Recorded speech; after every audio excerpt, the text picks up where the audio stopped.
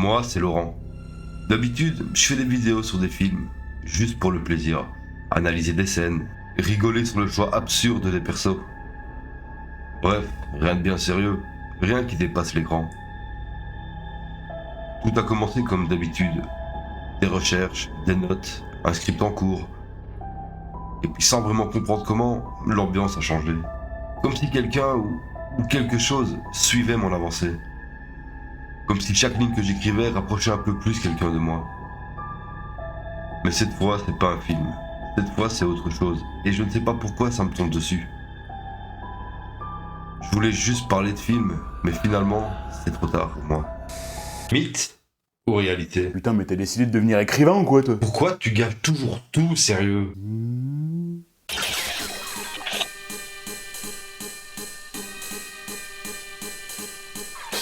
Aujourd'hui, on va parler d'un film qui tente d'être un thriller psychologique, mais qui ressemble plus à un épisode de Famille en crise version camping sauvage. Et rajoute à ça un père en PLS mental et sa famille qui aurait mieux fait de louer un Airbnb.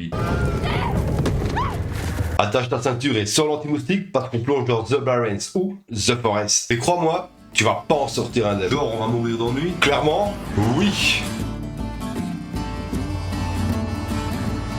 C'est quoi le pitch? Un père de famille, Richard, décide d'emmener sa femme et ses gosses en pleine forêt du New Jersey pour une petite partie de camping en famille. Et accessoirement, ajouter les cendres du vieux dans la flotte.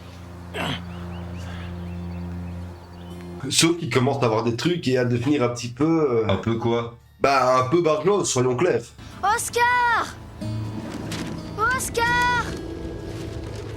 Dès le début du film, on nous fait bien comprendre que le chien de la famille a disparu, parce que bien sûr, c'est ça qui nous préoccupe dès le départ. Mais je vous rassure, ça aura sa petite forme d'importance, bien sûr, bien sûr. D'après toi, qu'est-ce qui lui est arrivé à Oscar? Ah bah bonjour l'originalité du nom, hein. Pourquoi pas Biscotte ou le chien carrément.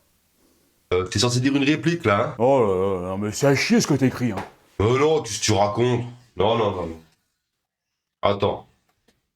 Ah mais j'ai vraiment écrit cette merde?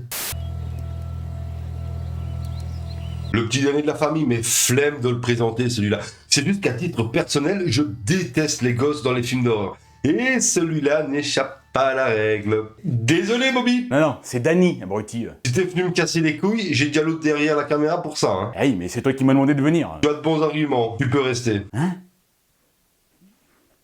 Je sais pas, c'est qui ce gars Les bagages sont chargés, on est prêt à y aller. Rajoute à ça une ado en pleine crise qui n'hésite pas à te parler comme de la merde. Va dire à mon père que j'arrive tout de suite. Sympa l'ambiance à la maison. Bon, pas le temps d'éduquer cette petite conne, tout le monde embarque dans la voiture avec des adieux émouvants. Ça va aller, ça va bien se passer, Voilà. mais tu vas vraiment me manquer, tu Toi sais. aussi, tu vas me manquer. Après tu comprends, elle part 2 jours aussi, pas évident, hein. Au revoir, monsieur Vignard. Hey, j'ai encore la cote, moi. Mon plan à 3 va enfin se concrétiser, wesh. Je vais leur montrer qui c'est le patron, moi. Attention, papa, Mais c'est quoi cet enfer? Une bête toute ensanglantée vient de s'effondrer devant la voiture et tu trouves rien à dire, toi? Probablement les chasseurs, chérie. Ils ont le droit de faire ça? Pendant la période de chasse, oui. On est dans la période, là? Non. Ah ben pour raconter des conneries, il est champion. Tu as vu la biche, Richard. Tu sais que ce n'est pas la période de la chasse. Alors pourquoi tu racontes de la merde? À ce niveau-là, faut vraiment être un expert de l'à peu près, hein. Ah, ça m'énerve, non mais ça m'énerve. On y est, voilà. Attention. La famille arrive dans les bois, ambiance, détente, nature, tranquillité. Le genre de moment où t'as juste envie de profiter de l'instant présent. Et ça fait du bien.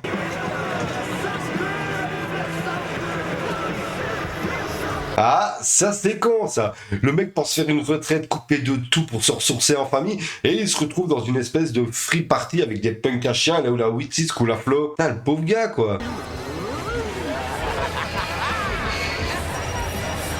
Ce qui, au contraire, fait bien les affaires des sadis. Ah cool, ils ont retrouvé leur chien. Mais c'est leur fille abrutie. Essaye de suivre aussi un peu, hein. Oh, je vais te donner un truc plus léger. Ah, je vois qu'elle ne perd pas une seconde pour rouler du cul. Et bien entendu, tous les petits puceaux du coin vont se ramener pour lui proposer une promenade en forêt. Un grand classique pour tirer sa crampe. Salut. Et bam! Grave erreur, mon garçon. Mais quel ringard! Et c'est qui ce nouveau copain? C'est juste un garçon. Ouais? Et quel âge il a, ce garçon? Eh, je t'ai pas emmené dans ces putains de bois pour que tu te fasses culbuter comme une sauvage entre deux arbres. C'est clair? Mais papa, t'es trop relou, quoi. Laisse-moi vivre ma vie, quoi. Tu veux qu'on s'amuse tous les deux? Hein? Ouais, c'est peut-être un peu trop, là, ouais. Ouais, je pense, ouais. Ouais, je vais écrire autre chose, ouais. Les histoires de fantômes. Bonhomme, c'est juste une histoire, d'accord? Bon, on y est. Soirée, feu de camp, marshmallow et histoire d'horreur pour le plus grand frisson des clochards. Non, des campeurs. Oui, oui, des campeurs, oui, c'est ce que je disais. Et puis évidemment, il y a la légende du diable du Jersey qui arrive, sur le feu, du coup. Alors, petit point culture. Le diable du Jersey, c'est une vraie légende qui date du XVIIIe siècle. L'histoire raconte que Deborah Leitz, une femme vivant dans le New Jersey, a volé son 13e enfant. Et faut croire qu'elle avait pas trop envie d'agrandir la famille parce que dans un moment de désespoir ou de rage parentale, c'est au choix, elle aurait lâché un truc du genre que cet enfant soit le fils du diable. Et là, mauvaise idée parce que bon, l'univers a pris ça un peu trop au sérieux et pouf, il est né avec des ailes, des sabots et une tête de cheval avant de tuer tout le monde et de s'envoler par la cheminée. Sauf que dans le film, c'est pas trop ça quoi. On dirait plus un croisement entre une gargouille et un chevreuil en CGI. C'est le cousin maléfique de Bambi. Franchement, on dirait. Oh, chut, écoutez.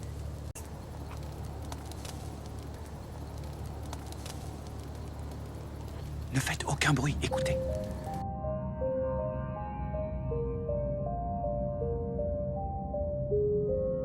Ouais, le bagarre. Oh non. Tout mais pas lui, s'il te plaît. Pas lui, non. Je pensais m'en être débarrassé une bonne fois pour toutes. Mais ce connard ne fait que de me suivre. Partout où je vais, je sens sa présence m'épier, me surveiller. À la seconde où je me retourne, il ne reste qu'une ruelle vide, percée de sa présence malsaine. Mais je sais qu'il est là, tapis dans l'ombre. Ce fléau que j'ai créé ne cesse de me tourmenter. Oh toi, force nauséabonde, je te plus sois, sors de ma tête, et laisse-moi retrouver mon identité. Éteins-toi, bref chandelle. La vie n'est qu'une ombre qui passe, un pauvre acteur qui se pavane et s'agite durant son heure sur la scène, et on ne l'entend plus. Bah quoi? Oh bordel de merde!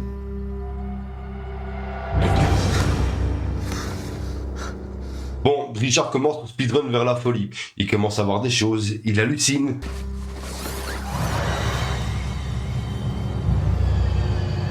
Il se réveille la nuit en pleine forêt.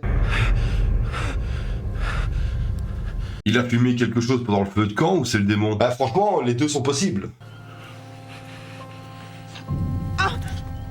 Excuse-moi, Non, il est complètement ravagé. j'ai besoin de marcher.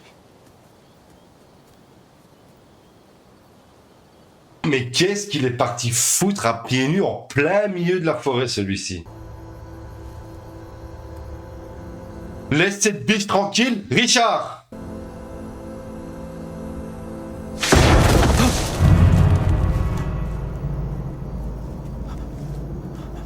Malgré la folie naissante de Richard, la petite famille essaye quand même de profiter de cette retraite bien méritée, je dois dire. Ta mère, elle a l'air vraiment cool. Mais ton père, c'est pas pareil. Cynthia, c'est pas ma mère. Ah ouais? Raconte-moi ça. Ben, ça me paraît évident, non? C'est pas le couteau le plus affûté, hein? Qu'est-ce qui est arrivé à Zach? Il est allé dans les bois cette nuit pour pisser et il est pas revenu. C'est dingue ça.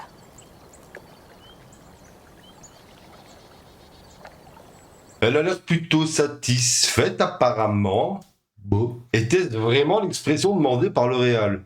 J'ai vraiment un doute. Bon ok, le gars est parvenu et est sûrement en grand danger. Comment tu réagis? Ok. Et action! C'est bon, laisse tomber, on n'aura pas mieux. Ok, ceci explique cela. Richard, il y a un problème? Non, tout va bien. On est seulement en train de discuter. Il a quand même un comportement très suspect, hein? Non, on n'a rien remarqué de particulier. Un campeur pense. Une biche, maintenant un ado. Jusque où tu vas aller, Richard? Et moi, je n'ai pas signé pour ça, hein, je te préviens, hein. Mais moi, j'ai rien fait et en plus, t'as rien signé. Attention, ça va partir. Je comprends pas. Qu'est-ce qui allait pas là où on était? Y a rien qui allait. Rien du tout.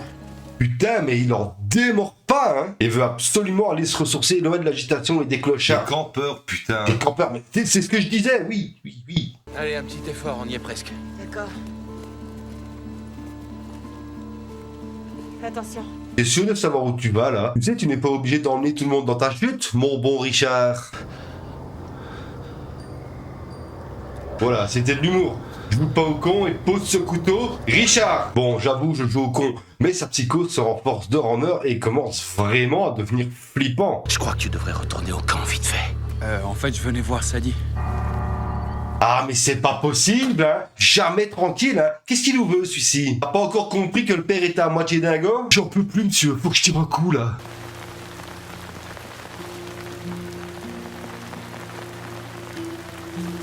Après toute cette agitation, Richard et nous aussi, hein, téléspectateurs par la même occasion, nous pouvons enfin nous détendre et profiter de la chaleur d'un bon feu de camp, des crépitements des flammes, se perdre dans... J'ai tué Oscar. Mais putain, il a tué Biscotte! Oscar! On s'en fout, il a tué Biscotte! Le sale bâtard, cette terreur de la nature, ce monstre! Tu peux tuer des gens, tu peux brûler des maisons, mais tu touches pas à Biscotte! J'étais obligé de le tuer. Bon, ok, quoi qu'il se passe, je n'aurai plus aucune empathie pour le tueur de Biscotte. Même si t'es en train de crever la gueule ouverte, je resterai assis à savourer ton agonie comme on savoure une bonne bière bien fraîche.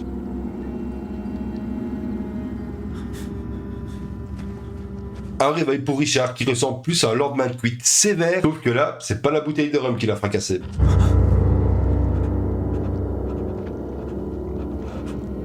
Toujours accompagné de ses hallucinations, mais pas de panique, c'est normal, à ce stade, ça fait carrément partie du package.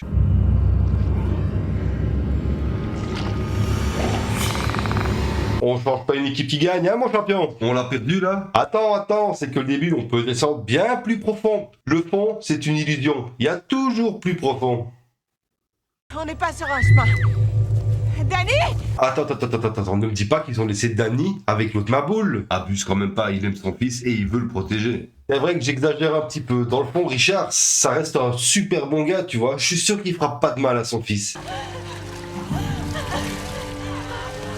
Bon ben, je crois qu'on a perdu Richard. Il a quand même noyé son propre fils. Putain, la mort d'un gosse à l'écran, mais c'est pas rien. C'est un vrai mur émotionnel que tu te prends dans la gueule. Là, le film prend une toute nouvelle dimension. Oh, laissez tomber, j'ai rien dit. T'as l'air déçu. Bah, non, mais c'est pas ça, mais ça fout un choc quand même. Je sais pas, le film te menace avec une batte cloutée et finalement, il te met une pichenette. C'est nul. Qu'est-ce que tu as fait à mon fils? Qu'est-ce que tu lui as fait? Qu'est-ce que tu as fait à mon fils? Voilà, comme ça, allez, gauche, droite. Non, lève-toi, Richard, réveille-toi. Mais ne l'aide pas, profites-en pour lui chicoter les côtes, finis le boulot, là. Tu n'écoutes pas aussi. À quoi est-ce que je sers, moi? À quoi est-ce que je sers?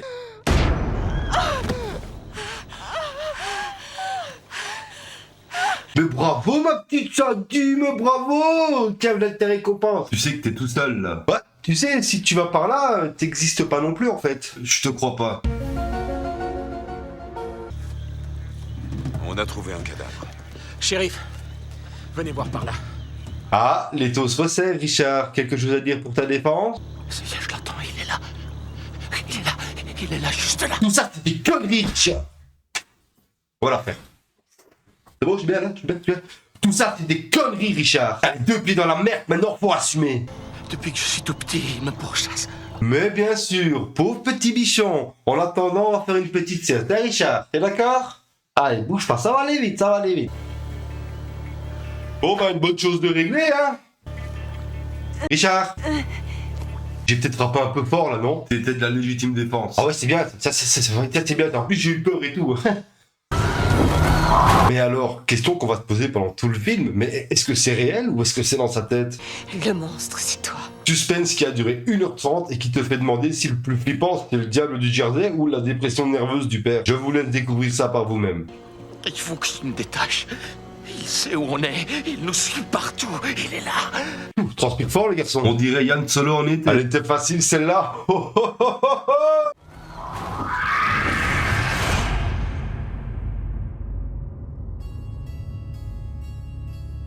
Ah oui, il y a une scène post-crédit et comme je sais que tu n'as certainement pas regardé, voilà ce qui se passe.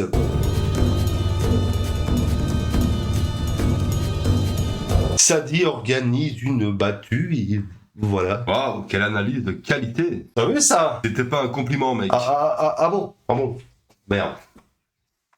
Bref, c'était Laurent de la chaîne Tu te souviens d'eux. Et si vous voulez voir un film sur un père qui pète les plombs, regardez Shining, c'est bien mieux.